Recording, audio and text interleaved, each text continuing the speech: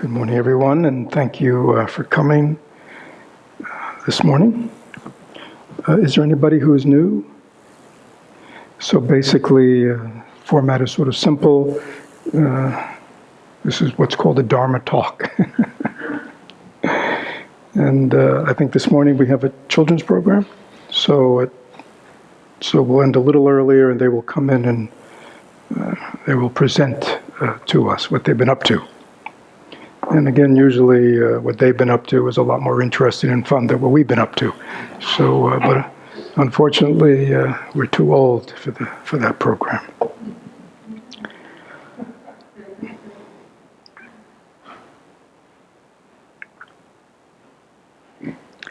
So I wanted to begin this morning just sharing with you, since not everybody was able to be there, but a very, I think, kind of a meaningful moment that we had on Thursday night. Some of you were there with the Lama?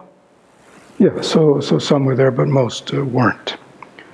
So there is this Tibetan Lama. He used to be a monk for many years, but now he's not, who lives in the States, who has been for the last 2 weeks at the St. Pete Museum of Fine Arts, erecting this sand mandala. Sand mandala is an art, a sacred art within the Tibetan Buddhist community that is usually done in connection to these quite elaborate initiations that go on for weeks, and there are many parts of it, and part of it is this creation out of sand of this very geometric, elaborate mandala. All made from colored sand. It's quite intricate. So anyhow, this Lama has been doing this since the early 80s, originally as a monk, but he's really continued it on as a kind of a demonstration of this sacred art form. And I think he does it to just allow people to be aware of the Tibetan community and its traditions. So anyhow, I had been out of town, but I heard when I got back in town last week that he was doing it, and I was in St. Pete on Tuesday, went over there, saw what he was up to, and just had a few moments with him, said we had a center here, would he like to come give a Dharma talk? He said, of course. So he came over here on Thursday night. I was able to have a dinner with him beforehand. It was quite a... It took him an hour and a half to get here. Traffic on a Thursday night, so it was quite wonderful that he made it. And then he gave a talk, and it was actually, we did about 20 minutes of meditation first, and he gave a talk which was actually quite brief for those who were here, surprisingly brief. But yet I think that made it all the more meaningful. And there were a couple of things that he said that struck me that I want to share with you, comment on. Actually, interestingly enough, when we were having dinner beforehand, he had been in a monastery for over 20 years in Dharamsala, which is a center for Tibetan refugees in India, and the home of the Dalai Lama. And he had been a monastic in the monastery that is kind of attached to the Dalai Lama. And we were talking, and I mentioned that I had been there, studying there in the mid-70s, and he asked me who I'd been studying with, and I mentioned some of the teachers, and he immediately put his hands like this at the mention of their names. It was really, and it's almost like he missed it up, and he, just thinking of them, just moved him. You know, I mean, these are both teachers who have been dead for many years, and he might not have thought about in many years. This is 75, 40 years ago, so it was a while ago. But anyhow, and he did comment that to me, oh, those were the golden years. And they certainly were. For me, I was very fortunate to have been there in those years because there were so many wonderful masters who had come out of Tibet as refugees, and they were just very accessible. Just walk in and ask him for a teaching practice. I mean, it was as simple as that in those days. So when he gave his talk, he began his talk, and he really, very humbly, I think, I can't remember his exact words, but I remember he really kind of looked to the Buddha, sort of like, this is the real one, I'm not, and he mentioned, about the great masters, and he really was very clear that he is not one of those. And he thanked us for inviting him here tonight and meditating with him. He said, this is very beneficial for me. So it was quite, and I think he was very moved by coming here to be actually in the things he said, because to see a center like this, kind of an American center, kind of creating this thing all by ourselves without any external help. He was very deeply moved. He was reflecting. For those who remember, he said when he first came here as part of the one of the Dalai Lama's first tours to America, I think in 1981. He said they were at the airport and they were kind of going through the airport, and they would hear people kind of looking at them and pointing and going, "Oh, Hare Krishna," when they saw the Dalai Lama. Those of you who go back several decades sort of remember in the 60s and 70s, the Hare Krishna people were fairly ubiquitous in airports and other kinds of public gathering with their distinctive look. And sort of, obviously, many people in those days, that was kind of, we were all lumped into one, including the Dalai Lama. So he was quite, he said, things have certainly changed in the last 30, 40 years in terms of Americans' understanding of Buddhism, appreciating of Buddhism, and just really the way meditation and mindfulness have really entered our culture. And he did talk about, the Dalai Lama's interest in science, and how he spends much of the time in the last decade, several decades, really meeting with scientists and really looking, for the unified basis of Buddhist teachings with modern science. But there were a couple other things that touched me. The thing I think that touched me the most was he talked about his experience at the museum. And to be honest with you, when I'd gone that morning, and I was, he was in the center. I don't know, have some people go to the museum? Yeah, so some people have gone and seen it. But when I was there on a Tuesday morning, he's kind of there, and it's a very precise, they do it with these little very narrow funnels, and it's a very precise, they come down to this tiny edge. If you can imagine, a very intricate painting all done with colored sand. It's quite, and it's not only, it's three-dimensional, so it's quite, so anyhow, so there he is, set up in the central atrium, and just people are coming by all the time and talking to him, and I observed him doing that, and then, people would like, would you take your picture with me? And he was constantly and people would, and he'd smile, and, and they'd put his arm around him. And I observed this for about a half an hour, and to be honest with you, I reflected myself, either this man gets paid a lot to do this, or this is really about selflessness, because he was just so, he just talked to them as long as they talked to and do whatever they want, and as soon as they, then he got back to work. But I didn't say anything to him when we were downstairs about that. And then on his own, he started talking about doing these sand paintings in museums. And he mentions how he's there, and he said, and then someone will come by and they'll say to me, they'll ask me, where did the sand come from? They'll answer them, and then they'll ask him, and how do you color the sand? And then similar questions like that, and then the person would walk on, he'd get back to work. And then he said 5 minutes later, somebody would come along and ask him, where do you get the sand from? And next they'd ask him, and how do you color it? And then they'd walk on, and a few minutes later somebody else would come by and they'd say, where do you get the sand from? And how do you color it? And he goes on like this, describing kind of his day, and then he said, I thought was a wonderful thing. He said, at a certain point, I thought to myself, I should just get a T-shirt, right? That says, I got the sand here, and I color it, and this is how I color it, right? Practical, right? But then he said, but then I thought to myself, and I thought of my teachers. And he said, and I remembered that I am just here to serve. I am just here to serve beings. And if they have questions, it is my job to answer them. Right? It was quite wonderful. And then he said, and as soon as they're done and they move on, he said, I immediately, he sort of went like this. He said, and then I get back to the sand mandala, and I'm just like that, right? Just totally focused and present.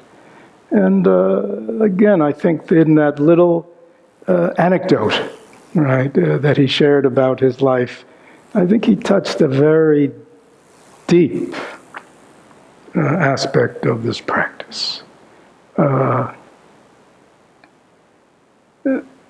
And really sort of practice of Dharma in real life, right?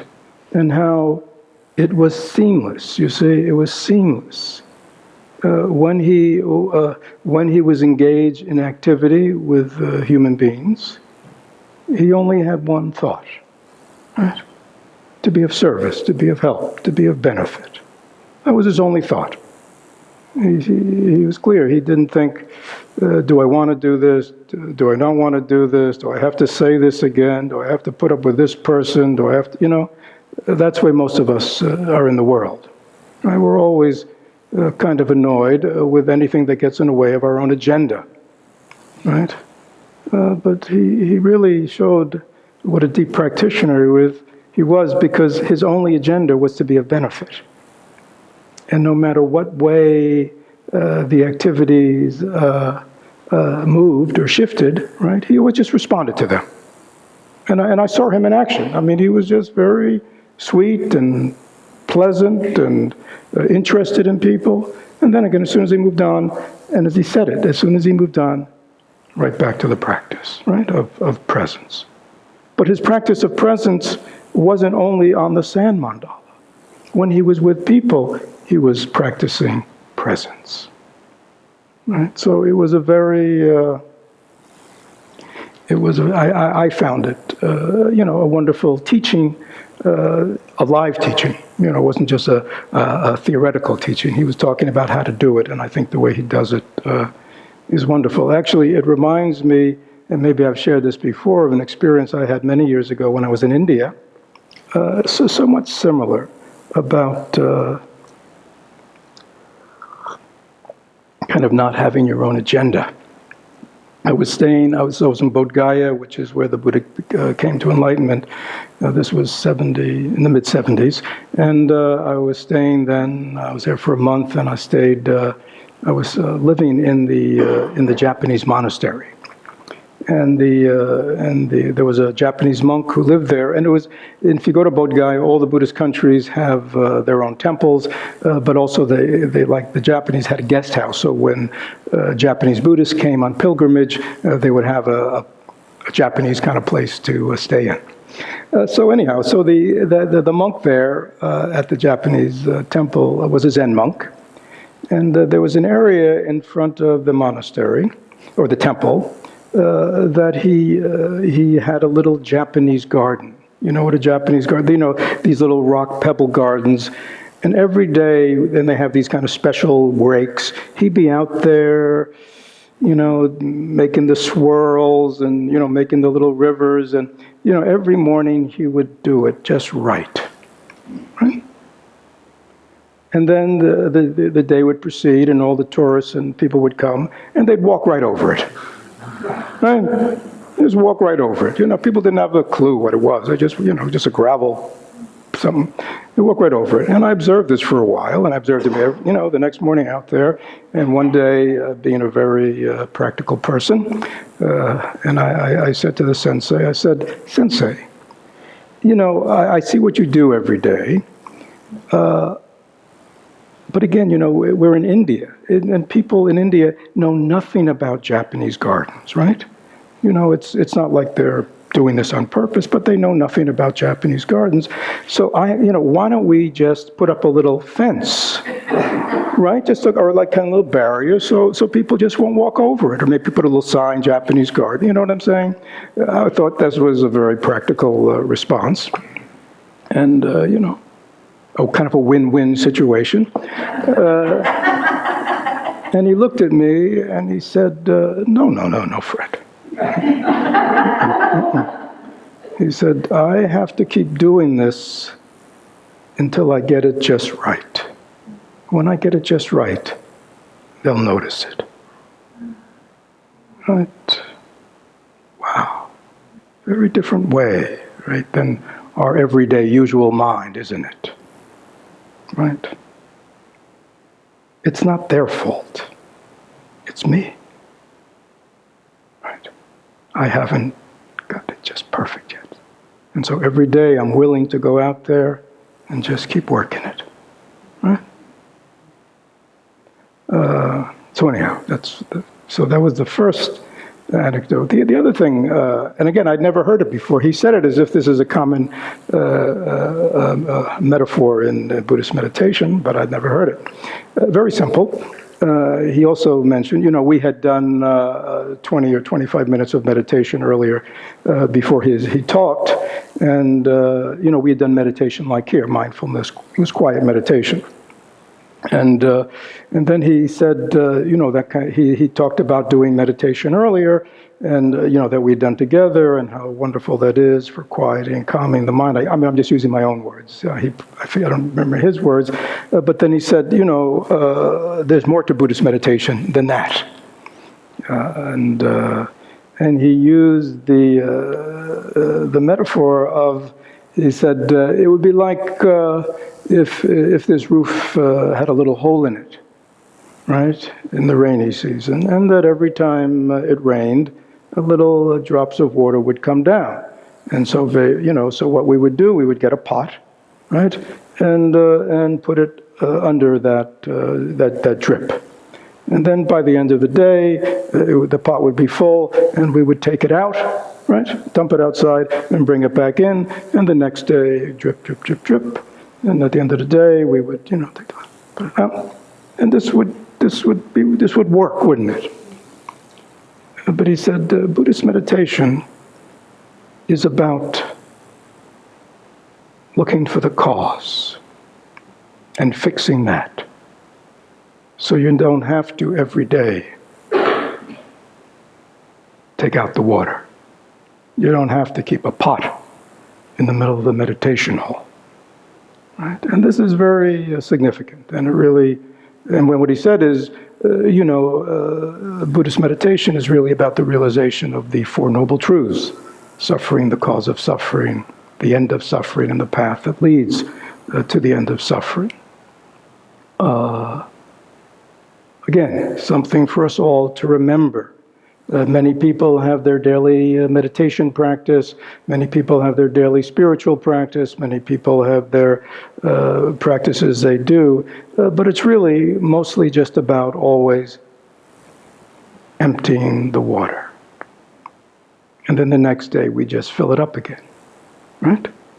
And then the next day we fill it up again.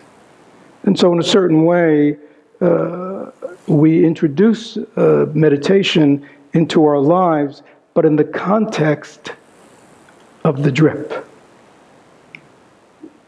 right? And now we've learned a way to kind of empty it out so it doesn't overflow, right? So through our practice of Buddhism, Dharma, mindfulness, meditation, or other spiritual practice you do, we've kind of made sure that it doesn't overflow anymore. It doesn't do the damage it used to do, right? But we're still not really taking care of the leak, We still are not looking deeply into the sources.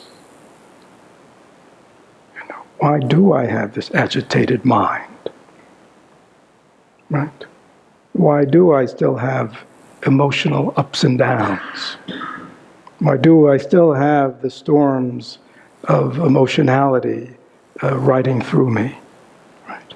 Why do I still get angry, anxious, sad? Right? Why do I still find myself in conflict with other people? Why aren't I really happy and at peace? Right? So I thought that was a good reminder for all of us, and I like that that we have to remember again. If it's leaking and we can put a pot under it and take care of it that way, well, we're taking care of it right. It's not ruining the floor. But we still haven't really looked deeply to the source of the leak, because once that leak is taken care of, what? The whole thing with the pots and every day and having to empty it out, we don't have to do that way anymore, do we? And so it was a good reminder that the Buddhist path, the spiritual path, is about change, is about transformation. You know, many people, spirituality, they love these things with the pupae and the becoming the larvae, becoming the cocoon, becoming the what? The butterfly, right? People love it. There are all kind of little posters around that. We love to use that. Yeah, that's what this is about. But please remember, what is that about? It starts out looking like a what? What? And it ends up looking like a what? And you look at that and you look at that and you go, that's totally different. Right? And yet, if you watch the process, you see the process, how this transforms into that. But that is very different than this. Siddhartha, when he lived in the palace, and Siddhartha, when he became the Buddha, very different. Healed, transformed, awakened, enlightened. No longer was his meditation about calming down, because he no longer was agitated. Right? No longer was he using his meditation to work through his issues. He didn't have any issues. Is that clear? So it's important to remember that this is, it's still, the work goes on every day, but again, in the same way we could say that little cocoon, if we had the slow motion photography, we would see that every day it is changing. Right? But still, remember that where it began and where it ends up is radically different.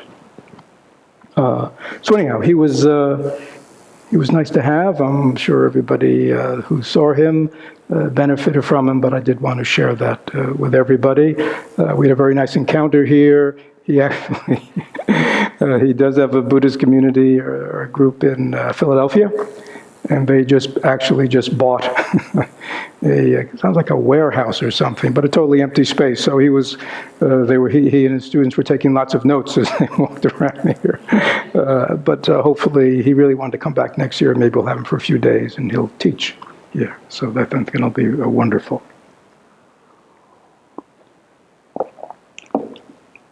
Any questions about that?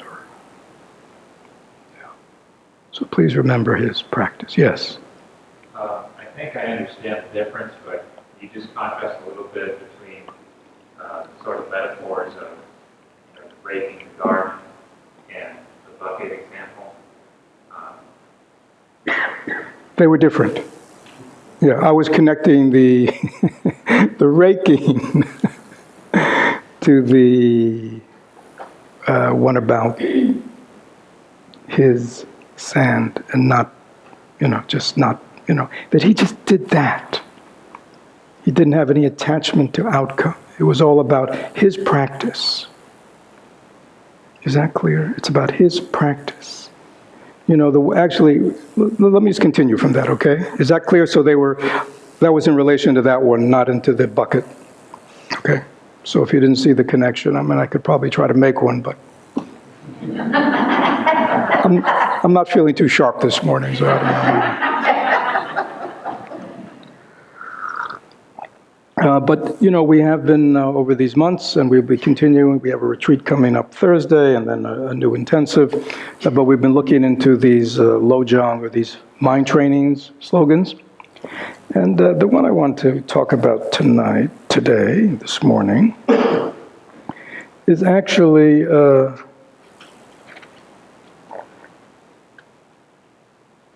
last one of these 58 slogans. And it sort of ties in a little bit to his visit, which quite reads here in this translation, "Don't expect thanks." Other people have translated it as "don't expect rewards, don't expect applause, don't expect gratitude." Okay? And this is the final one. And it's interesting because earlier, and I think I've commented, maybe other people have over these months, there is this other wonderful slogan says, "Be grateful to everyone." Right? But over here it says, "Don't expect gratitude." Right? So in the beginning, be grateful to everyone. At the end, don't expect gratitude. So I think this is sort of like in the world of we talk about active and passive, sort of that which one does and that which one receives, right? So in this world, with all that goes on, usually we are, I think people understand that being grateful is a good thing. Actually, these people do research on gratitude, and they find that people who make gratitude lists and all these kinds of things actually are happier people. Or if you're not happy, you can become a happier person. And make it, so these are what social psychologists do. And they have researched very clearly that becoming a more grateful person, more consciously grateful person, even just simply, as I say, just making lists and starting off your day that way is healthy, mentally healthy, emotionally healthy. But long before modern social psychology, there was the Dharma. And said, be grateful to everyone and everything. Again, that slogan is to cut through the ego, the I, me, mine, the self that is quite willing to be grateful when, and in gratitude when people do things for me. Right? We have no problem. I mean, there are totally selfish people who even when, right? But for most people, when somebody does something for us or does what we want, we say what? Thank you. So we are grateful. So that slogan of be grateful to everyone or everything is really to break out of that into the rest of experience. Experiences that we are neutral to, or most importantly, experiences that we are aversive to, we don't like. Aversive people, aversive situations, or just situations that aren't going our way. People are making decisions that we don't think we want them to make, or somebody's doing something that we don't want them to do, or people saying something to me, it's like, oh, can I be grateful for that? And why be grateful for that? Because we're looking now at our own transformation. To break up the world into that which I'm grateful for and that which I am antagonistic to creates what within me? Disquiet, conflict, emotional ups and downs. Right? But to be able to approach the world in all situations with gratitude. When things go my way, in Zen they say, when things go your way, you put your hands together. When things don't go your way, you put your hands together in gratitude. No difference. Now, how can you be grateful to when things aren't going your way? Because when things aren't going our way is our opportunity to transform. Right? To transform. To let go. To see that my ideas about how things should be and how life should be proceeding or how this situation should be or how people should be or how I should be treated is nothing other than my own ego, right? And when somebody treats me poorly, says things about me, when things don't go my way, when I have an aversive situation, there is no better time to wake up and transform than that moment, right? So, Thich Nhat Hanh once said, if we are not grateful, we suffer. I think everybody in here knows what that means. If we're not in a state of gratitude, a state of acceptance, a state of thank you, then our minds will be, in conflict. And our relationship to beings will not be open. And we will not have the capacity to really see the benefit that is coming to me in this situation, which is why the great Buddhist teacher Shantideva, and many of you who've studied him know, he says, yes, on your altar, half of it for the Buddha, half of it for your enemies. Right? Because he said, it is your enemies, and this means anybody who gives you a hard time, it is these people that are really allowing you to learn how to be understanding and compassionate, right? Because it's a stretch, right? We have to work at it. People treating us nice is easy, right? Coming in and bowing to the Buddha, that's easy. Look at him, sitting there peacefully, right? Not saying anything negative to us, not being judgmental, right?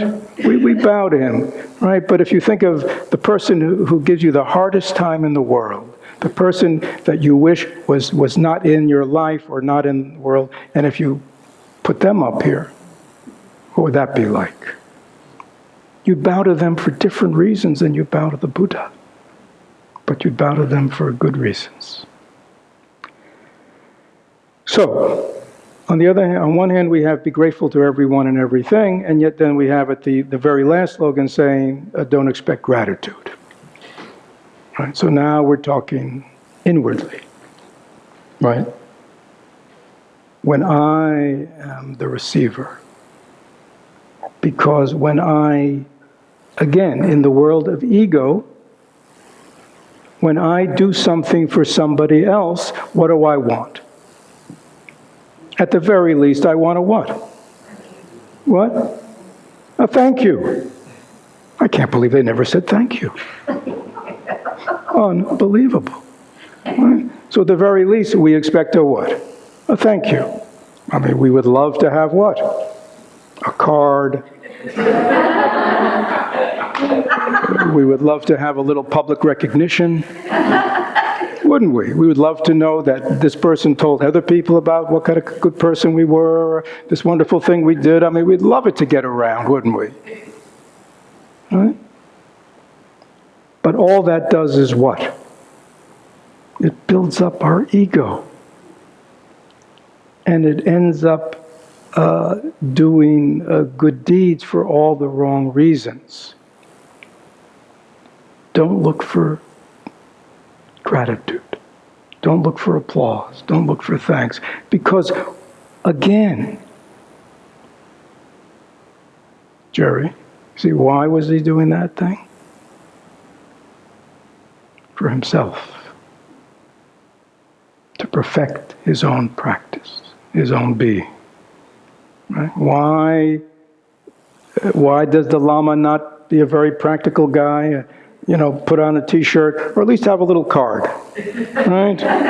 Kind of explaining this is what it is, and this is where I got the sand from, and this is how I color it, and just, oh, thank you, and just give him the card. Why does he go through it hundreds or thousands of times? He must have gone through it tens of thousands of times, just to see how many times I saw him in an hour. And he was there for 2 weeks. Why doesn't he just give out a card? Can you see why? Because it's his practice. And every time he gets lazy, or every time he gets annoyed, or every time he gets weary, oh, not again. There's that same stupid question again. He doesn't do that. He just, I'm here to serve. I'm here to serve.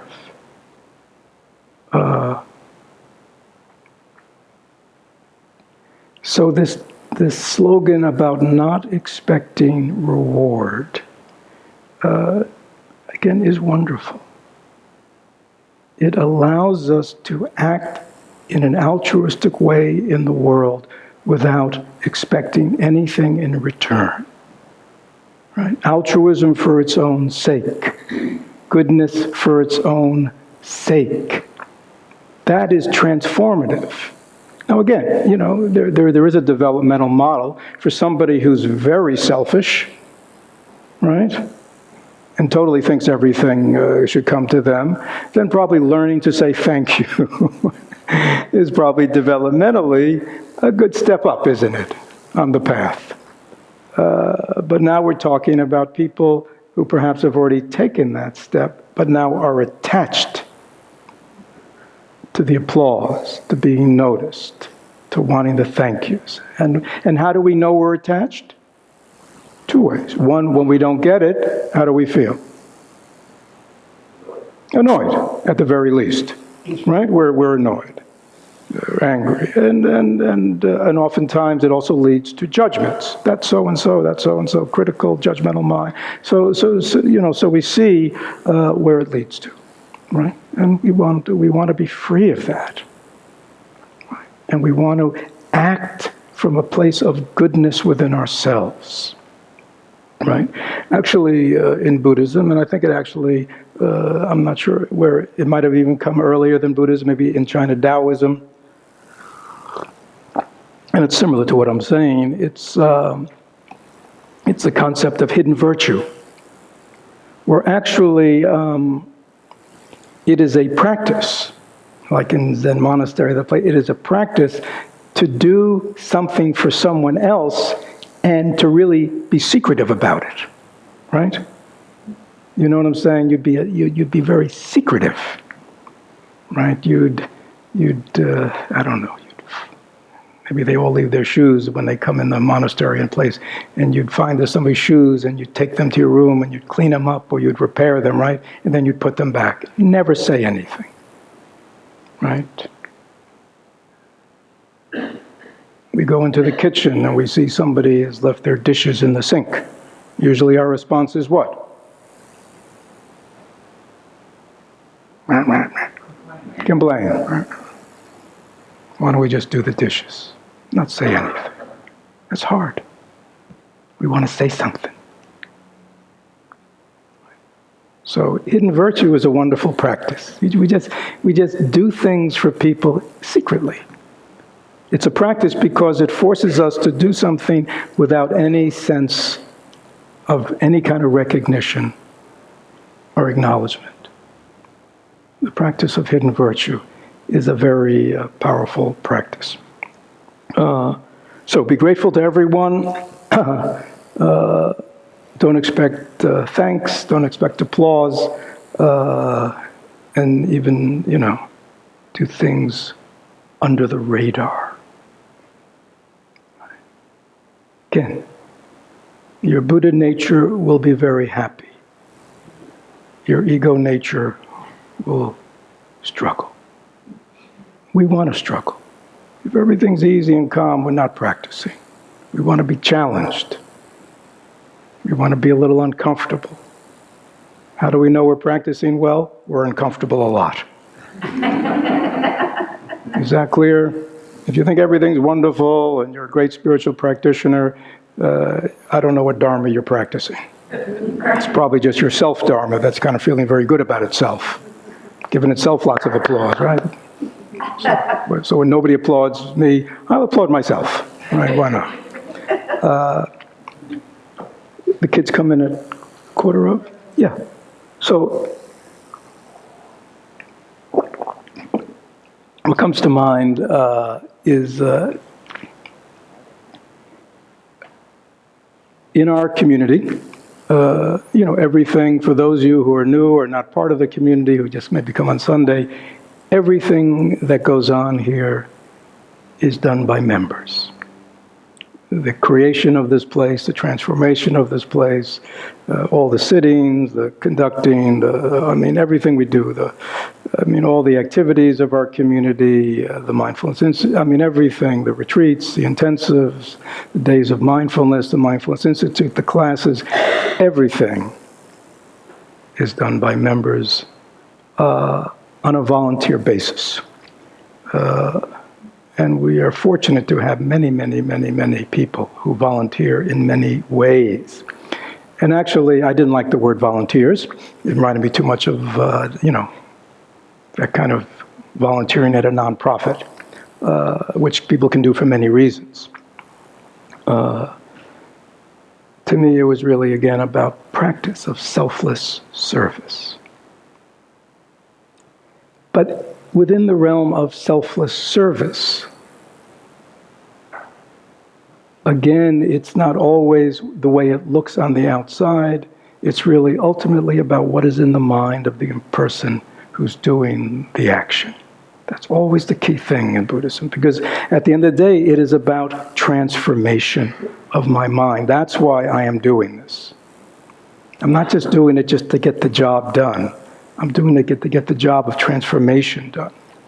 And in the world even of service within our own community, I want to use, and I know this may be embarrassing, I want to use Angie, our executive director, who's somebody who I've been able to observe over the years. And even though so many people in this room, do service above and beyond.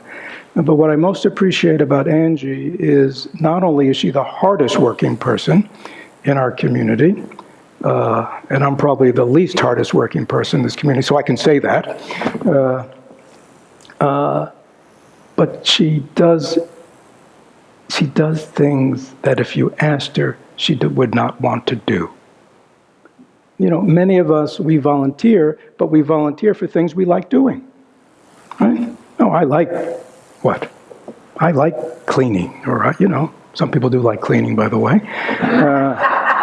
I like cleaning, or I like cooking, or I like teaching, or I like setting up, or I like mentoring. We do a lot of mentoring of new members, so I enjoy. So there are many things that we do here. Evelyn probably likes doing yoga, right? And that's all good. Those are all contributions, but it pushes us, right, to do things that the self says, oh, I don't want to do that. And if there's one thing I've observed about Angie over these years, she does everything, and she does the things that nobody else wants to do. And that is, that is admirable. Again, I don't know within her own mind whether she's secretly gritting her teeth or not. That is, that's between that's between her and the Buddha. But again, I think that is admirable. And not to seek attention, not to seek applause, and just to, there have been so many, over the course of years here, especially with the construction and the building and the subcontractors and permitting problems and all, if anybody's ever done their own little remodeling project, you know what that's like. And if you want to maybe times that by 100, you get a sense of what this thing's been like. And Angie's been willing, I look at Sam, I look at Alex, there are other people who've done the dirty work. We have the ability to appreciate their labors but there are people who do the dirty work, right? And we should be grateful to them. And I just want to say that I am deeply grateful. And I just use as an example be grateful, we should be grateful to everyone. And we should be grateful to everything. And when we walk in this hall, we should go, oh, thank you, all the people who did this. But I can just walk in here. This beautiful hall. And I'm saying this because it was just interesting to see the Lama and his two students when he was here on Thursday. He was just going like, wow, this is so beautiful. I can't believe you did this all by yourself. No support from the Dalai Lama. I mean, no support from Thich Nhat Hanh. No support from anyone. No, we just did it all by ourselves. As my grandson Leo says, do it myself. We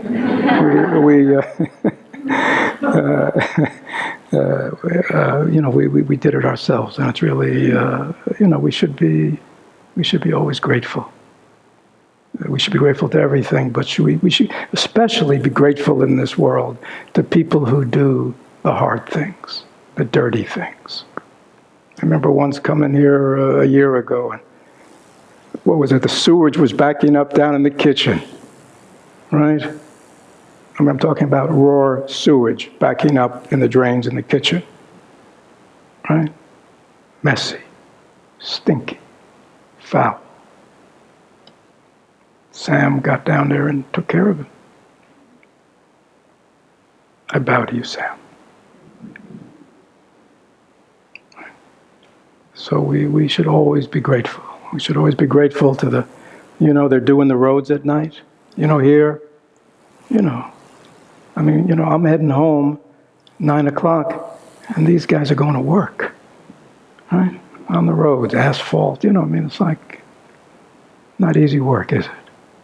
We bow to them, right? We bow to all the people who work so hard in this world and don't have it easy and get dirty, get tired. Yeah, we should not forget. So, any comments or questions? We have about 5 minutes. Anything in your hearts?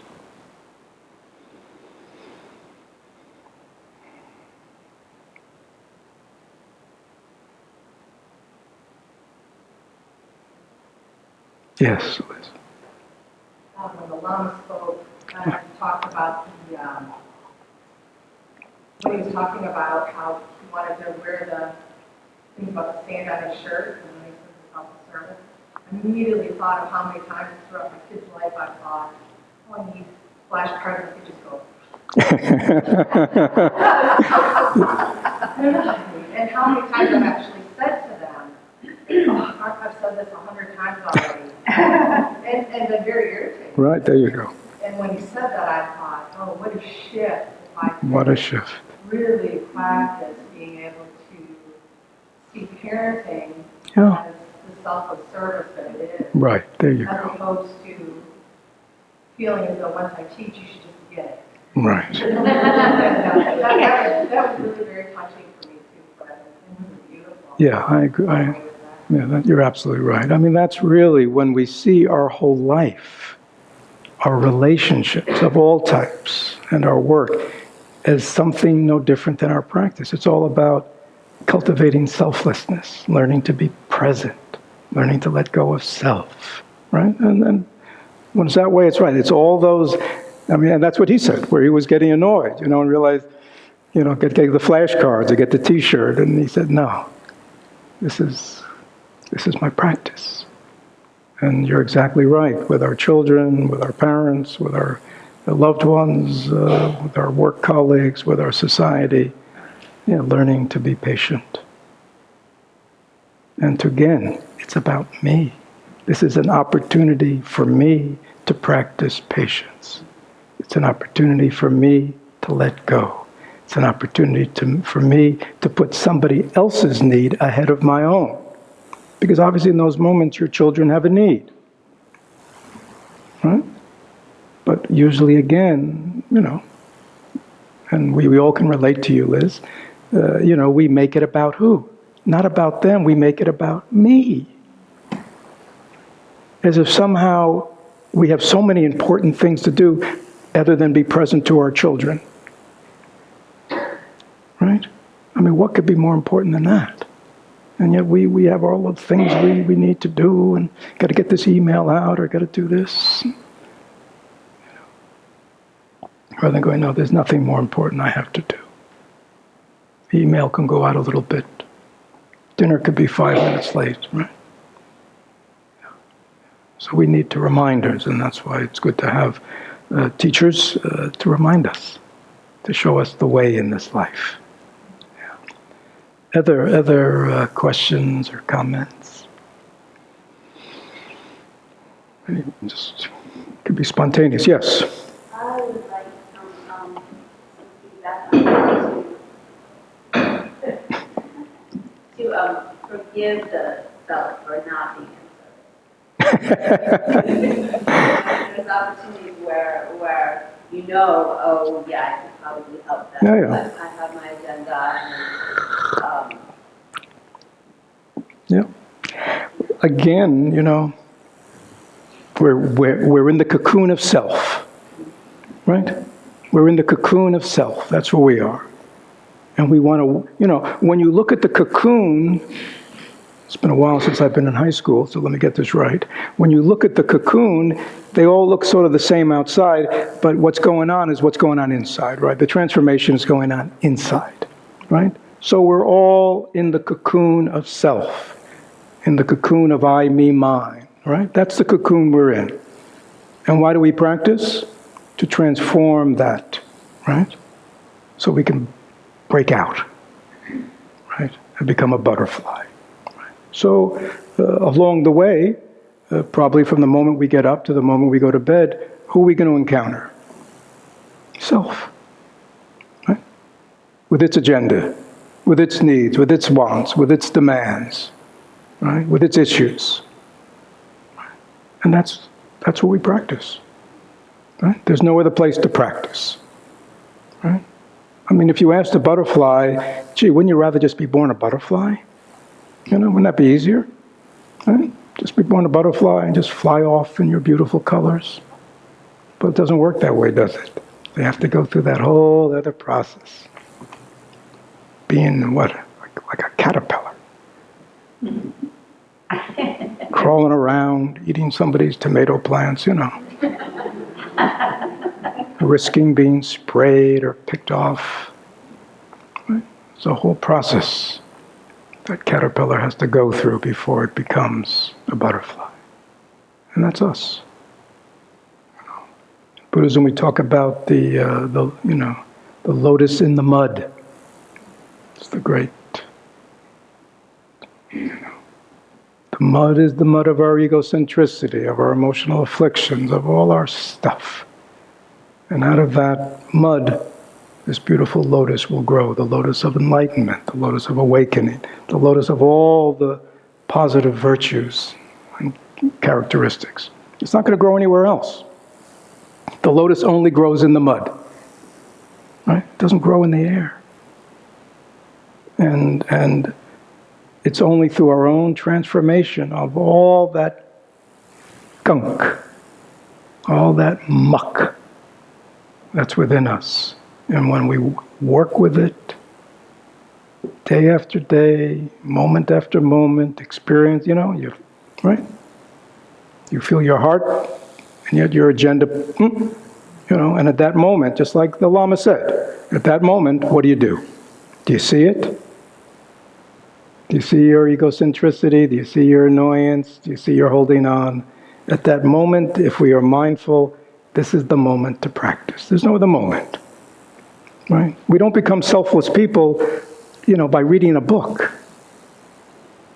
Right? There are lots of books about selflessness, aren't there?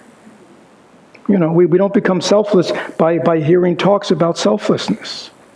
We don't become selfless people by talking about selflessness. Right? Or imagining ourselves. Those are all just, that just points us in the direction. But the direction has to be action, right? We have to, a selfless person, there's no such thing as a selfless person. There are just people who, moment to moment, experience after experience, choose to act selflessly. When you add that all up, you say, oh, that's a selfless person. But there's no such thing as a selfless person, do you understand? There's no such thing as a self. All we are is a bundle of thoughts, feelings, perceptions, impulses, right, that are constantly arising moment to moment. So that's why, what am I choosing in this moment? Do I choose altruism, or do I choose selfishness? And that choice goes on all day, doesn't it? Right, Liz? Yeah. in this moment, do I choose myself or do I choose my kids? Now again, I can hear people going, but saying, oh, but shouldn't you also be taking care of yourself? And of course. But, you know, not all the time. Yeah, and, you know, it's good to get a good night's sleep. But you don't have to sleep 12 hours a night, do you? You know, get enough sleep. You know, good, you know, get enough self-care so you can take care of others. But you may be surprised that being more altruistic, being more compassionate, being less self-absorbed actually makes yourself feel better. That's the research on altruism. Well, there's a lot of research. I mean, psychology is very interesting these days. I think some of it has to do with Buddhism coming to the West. Is that people are, there's like, I just got a book called Altruism by Matthew Ricard that's 700 pages. It's just a wonderful book. I mean, those you like, and it's all just full of the research. I mean, in all areas of science and psychology and sociology, just basically showing that there's actual proof, you know, that you know, altruism, compassion, kindness, all these thinking of others actually has positive effects on human beings. These are happier people. So for those of us who need science, Alex Lerner, you're listening? Right? This is the book for you. The proof is there.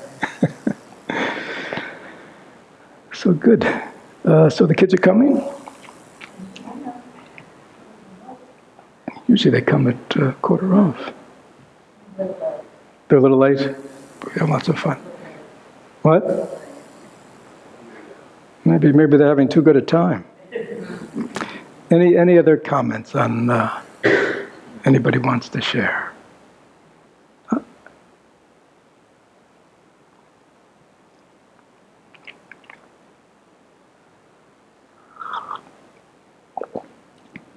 It reminded me, you talk of a monk from the same monastery that I knew who also lives in America.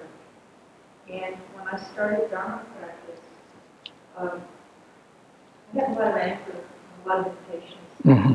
Can everybody hear, Lee? A lot of irritation. And I finally got up enough courage to go to Lama and say, what do I do with this anger, this irritation? It's there all the time. And he looked at me and just this sweet little look and paused and he said, I haven't been angry in over 20 years. And, you know, it just hit me, that one comment. Mm-hmm. I couldn't go through a day without anger. And he hadn't been angry in 20 years. And that really moved me to practice. Mm-hmm. Mm-hmm. And he directed me to Shantideva, chapter on patience. Mm-hmm. But he also said to me, when things don't go your way, notice it. Right. And turn your attention somewhere else. Don't sit there and dwell and dwell and dwell. And I think it's so helpful, these monks, because they've had so much experience. Yeah. So let me just repeat that for the recording. Lee's just sharing her own experience of when she was practicing Dharma, and still noticed she was very angry and irritated a lot. She went to see a Lama, and he said to her, oh, I have not been angry in 20 years. And Lee said that was just, couldn't believe it. And